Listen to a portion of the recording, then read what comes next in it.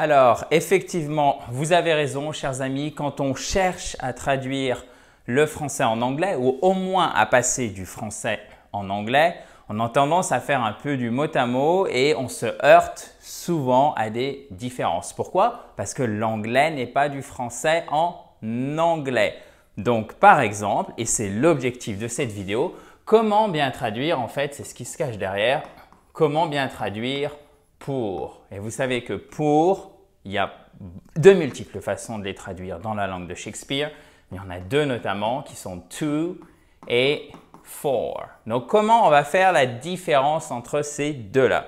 La première chose, chers amis, donc ça, j'enlève parce que je considère que c'est tout bon pour vous. D'ailleurs, j'espère que vous allez bien. Good morning, good afternoon, good evening.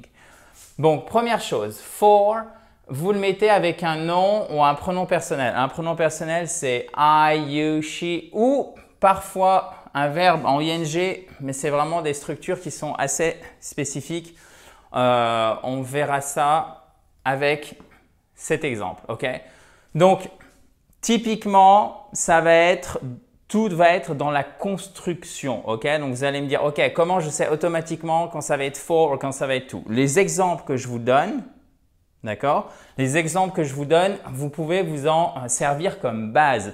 Mais malheureusement, souvent, ça ne sera pas suffisant pour avoir juste à chaque fois. Là, vous comprenez les principes, vous comprenez les exemples et à partir de ceci, parce que vous pouvez cliquer sur le i en haut à droite pour récupérer le cours en PDF et vous avez un quiz d'application que vous pouvez faire directement pour voir si vous avez bien compris les différences. Une fois que vous avez compris, vous verrez, ça va se débloquer. Donc, par exemple, « He was fired for gross misconduct ». Ok? Il a été viré. Alors, fired, c'est viré, mais c'est parfois, vous le verrez, parce que c'est vraiment fort. Fire, c'est le feu. D'accord? C'est viré, mais parfois, vous verrez ce verbe traduit par licencié. Donc, il a été viré pour faute grave. Gross misconduct. Et là, ce qui est très intéressant, c'est bien évidemment toujours la place de notre accent tonique, chers amis. Ok? Ce n'est pas misconduct, mais misconduct. Misconduct. Ok? For gross et pas gross. Ok? So, he was fired for gross misconduct. Il a été viré pour faute lourde. Donc, quand je vous disais que tout est dans la construction, ok, c'est to be fired for. Être viré en raison de. Ah, ok. Donc déjà, quand vous avez en raison de, à cause de, ok, peut-être que ce sera plus for. Et effectivement, ce sera le cas. Regardez, là aussi pour la cause. She's famous for being rich. Elle est célèbre en raison de sa richesse. Ok? So, she's famous. Évidemment, l'apostrophe S que j'ai mis ici, c'est la contraction du verbe être à la troisième personne du singulier. She's famous for being rich et pas rich. Rich, rich. Ok?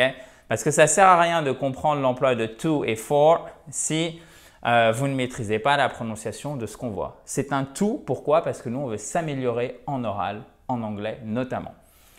So, she's famous because of what? À cause de quoi? For being rich. Ça, c'est vraiment une construction typiquement anglaise qui n'est sans doute d'ailleurs pas forcément celle que vous allez employer spontanément. Ok? C'est pas grave. Le but du jeu, c'est de comprendre déjà. Ok?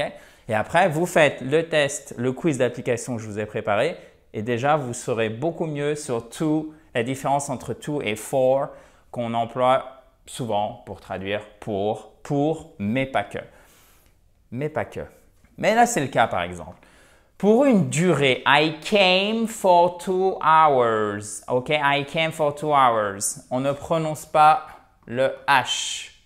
Hours. Du coup, ça se prononce exactement comme hours qui signifie notre. D'accord? Les nôtres, par exemple. Hours. OK? Hours. I came for. Je suis venu pour 2 heures. OK?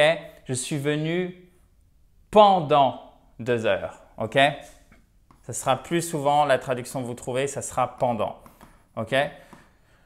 Pourquoi je vous dis ça? Parce qu'il faut bien faire attention, c'est une durée. Quand c'est une durée, une minute, même si c'est une seconde. Mais si c'était une date, ça serait since. Et là, ça va être depuis. Donc, je précise, là, on est un petit peu en dehors du to et du for, mais je voulais vraiment faire cette précision pour que ça soit bien clair pour tout le monde. For, ici, c'est pour une durée. Je suis venu pendant 2 heures, je suis venu pour 2 heures. Et voyez, pour 2 heures, pendant 2 heures, pendant, on est clairement dans la durée. Pour, on est à cheval entre la durée et le but. D'accord? Donc ça, c'est très notre for. For avec une forme en ing. For pour une durée et for en raison de, à cause de. OK? Ensuite, passons à to. OK? Vous pouvez mettre derrière un nom, un pronom personnel, une base verbale. La base verbale, c'est quoi? C'est l'infinitif sans le to, évidemment, parce que par exemple, on ne va pas dire to be. Non, on va dire to be, si on en a besoin pour la construction de notre verbe. Et des verbes en ing, mais alors c'est vraiment des formes très spécifiques comme to look forward to, qu'on voit juste ici. Alors, je suis désolé, il y a la petite croix là. Hop, je n'avais pas vu. Il y a aussi des verbes comme to be used to plus ing. Ça, je crois que je peux le déplacer, il me semble. Ok, alors attendez, je vais vous le remettre correctement. To be used to plus ing, c'est avoir l'habitude de. Je vous ai fait une vidéo sur cette forme, mais vous voyez, là, c'est typiquement, vous avez to dans la construction et vous rajoutez ing derrière. Par exemple, I'm used to teaching English. J'ai l'habitude d'enseigner l'anglais. Alors, pour être sûr que vous ayez bien compris, chers amis, je vais vous la mettre ici. I'm. D'ailleurs, essayez avant moi de l'écrire, ne serait-ce que dans votre tête. Faites-le avec moi parce que ça ne sert à rien si vous êtes passif. Moi, ce qui m'intéresse, c'est que vous puissiez progresser. I'm used to teaching. OK? Donc, on met bien notre ing. Vous voyez que vous avez le to, mais le to, il fait partie de la construction du verbe. To be used to plus ing. To teaching et English, évidemment, on met une majuscule. Alors là, j'ai coupé le mot de manière un peu cavalière, mais c'était pour les besoins de la vidéo, dirons-nous. Donc, to, quand vous avez to pour, l'idée générale que vous devriez retenir, c'est l'intention, le but. D'accord? OK? Donc, vraiment, l'intention, le but, déjà, quand vous avez intention, but, la plupart du temps, pas tout le temps, mais souvent, ça va être to. OK?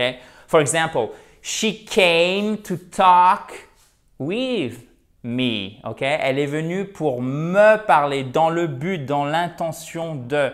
C'est vraiment extrêmement important que vous retenez cet exemple. C'est sans doute même la donnée la plus intéressante et la plus efficace pour vous pour bien faire la différence entre to et for en anglais, de retenir que le but, l'intention, ça va être to.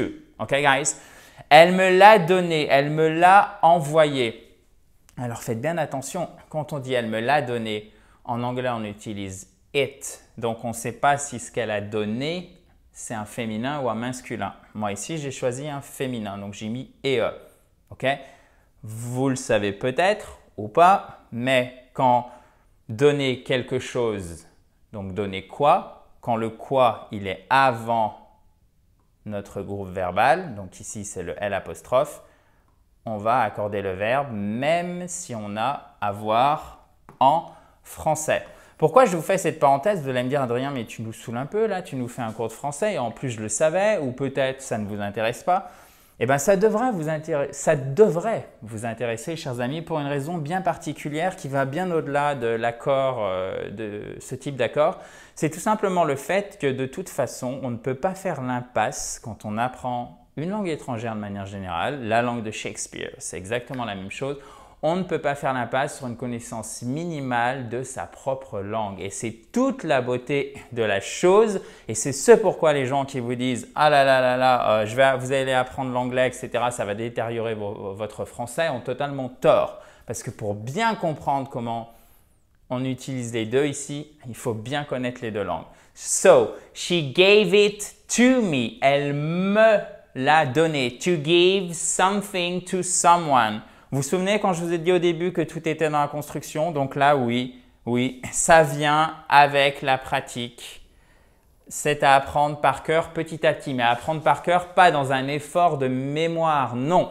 Toujours dans une mise en contexte, d'accord? To give, alors je vais abréger, something, ok? Attendez, qu'est-ce que je pourrais… Non, regardez ce que je vais faire. J'aime pas abréger parce que je sais que certains d'entre vous, vous tenez à ce que je mette absolument toutes les formes pleines, d'accord? So, just give me one sec, guys. So, have a look. One sec, c'est une abréviation pour dire une seconde et c'est vraiment du langage à l'oral. O-N-E-S-E-C, ok? One sec. So, I was saying, to give, je vois que vous allez plus vite que moi, to give something, ok? Donc ça c'est l'abréviation, something, to, S-O, donc on va l'abréger comme ça, d'accord? S-T-H pour something et S-O pour someone, ok? To give something to someone, donner quelque chose à quelqu'un, ok? Vous retrouverez très souvent dans ces formes verbales, vous avez deux compléments. Vous retrouvez, alors pas toujours, hein, mais c'est très courant d'avoir to, donner quelque chose à quelqu'un, envoyer quelque chose à quelqu'un. Et c'est d'ailleurs, on parlait de pour aujourd'hui, au début pardon, de la vidéo, comment traduire pour avec donc to, for. Mais en fait, to, il va être à cheval, si vous voulez, ce qui va se passer, c'est qu'il va être à cheval sur plein de prépositions en anglais, en français. Regardez, vous avez votre to ici, ok? Et bien, il va servir à traduire parfois, mais ce ne sera pas toujours le cas, notre a. Il va servir à traduire, mais ce ne sera pas toujours le cas. Alors, je vais aller un petit peu plus loin parce qu'il me faut de l'espace. Il va servir à traduire pour, pardon, décidément. Vous voyez? Et petit à petit, en fait, on complète comme ça. Et là, on va avoir toutes les formes possibles. OK? Alors, ça, c'est pour vous donner une représentation. Ce que je veux vous dire par là, et c'est là où vous devez vous méfier, c'est que A apostrophe, eh ben, par exemple, ça peut être traduit aussi par at. Donc, méfiez-vous. C'est pour ça qu'il faut comprendre comment ça marche. Vous apprenez les constructions dans leur contexte et c'est seulement de cette façon, de manière très granulaire, c'est-à-dire step by step, pas à pas, que vous allez pouvoir bien maîtriser. Mais c'est un processus qui est vraiment graduel, d'accord? Donc, comprenez bien ce qu'on voit ici. Faites bien l'exercice, le quiz et vous pouvez récupérer donc le cours en PDF. Vous cliquez sur le i en haut à gauche, ok? C'est quasiment instantané. Et une fois que vous avez fait ça, déjà, on est bon, ok? Mais le but, c'est franchement de comprendre. Et regardez, elle m'a crié dessus. She yelled at me. Donc là, ce n'est pas une construction avec for. Bah oui, il faut l'apprendre. Crier sur quelqu'un, ce n'est pas to yell on someone, c'est to yell at someone. Alors, je peux vous donner une petite astuce. At, souvent, mais pas toujours. Souvent, quand c'est une préposition pour introduire un complément d'un verbe, c'est une préposition qui introduit quelque chose de négatif, péjoratif, d'accord? Mais ce n'est pas tout le temps le cas. So, I'll go to the supermarket next week. J'irai au supermarché la prochaine fois. Donc, vous avez à la fois le but et l'intention pour to, mais vous avez aussi la direction, ok? La direction, ok? J'irai au supermarché, j'irai là-bas, ok? So, I moved to London. Mouvement, direction, ok?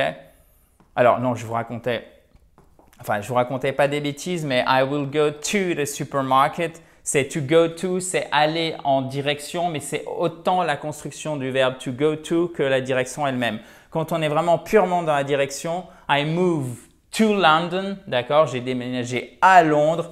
Là, qu'est-ce qui se passe? Aussi, on a to, ok? I moved to London, ok? Donc, to, ça va être l'intention, le but, et ça va être aussi la direction. Et vous voyez, to send something to someone. On a un déplacement, on a un mouvement. To give something to someone, donner quelque chose à quelqu'un. Là aussi, on a un déplacement, on a un mouvement. Donc, on a quand même une logique qui permet de ne pas trop s'en mêler les pinceaux. Et pour finir en beauté, alors je suis désolé, là c'est un petit peu masqué. I look forward to meeting. Là, c'est une construction qu'il faut apprendre par cœur. To look forward to. On a derrière un verbe en ing. C'est je me réjouis à l'idée de vous rencontrer. Ou littéralement, je suis impatient de vous rencontrer, d'accord? Donc, vous voyez que to, c'est but, intention, but, direction, mais aussi dans des constructions, notamment pour introduire des constructions verbales, pour introduire les compléments, to look forward to, plus ing, to give someone to something, to give something to someone, c'est mieux comme ça, ok? Donc, ça, c'est pour notre to et notre for. Ça sera vraiment, la plupart du temps, vous aurez un pronom personnel ou seulement un nom derrière. C'est assez rare d'avoir une forme verbale comme ceci et ça s'utilise aussi pour la durée. Donc, j'espère que c'est clair, chers amis. Je sais que c'est une vidéo qui est un peu plus longue, mais je voulais vraiment qu'elle soit massive et qu'on aille au fond des choses parce que je ne peux pas vous dire, bon, ben voilà, il y a 3 règles, c'est comme ça, comme ça, comme ça. Malheureusement, non. Donc, ça méritait d'aller plus en profondeur et de voir des choses aussi annexes qui s'y rapportent. J'espère que ça vous a plu. Si c'est le cas, n'hésitez pas à mettre un pouce bleu. Si vous ne l'avez pas fait, récupérez le PDF de la vidéo. Vous avez aussi le kit complet pour vous mettre ou pour vous remettre à l'anglais et surtout le quiz d'application que je rajoute maintenant dans certaines vidéos. À très vite, chers amis, dans la joie et la bonne humeur. Bye bye!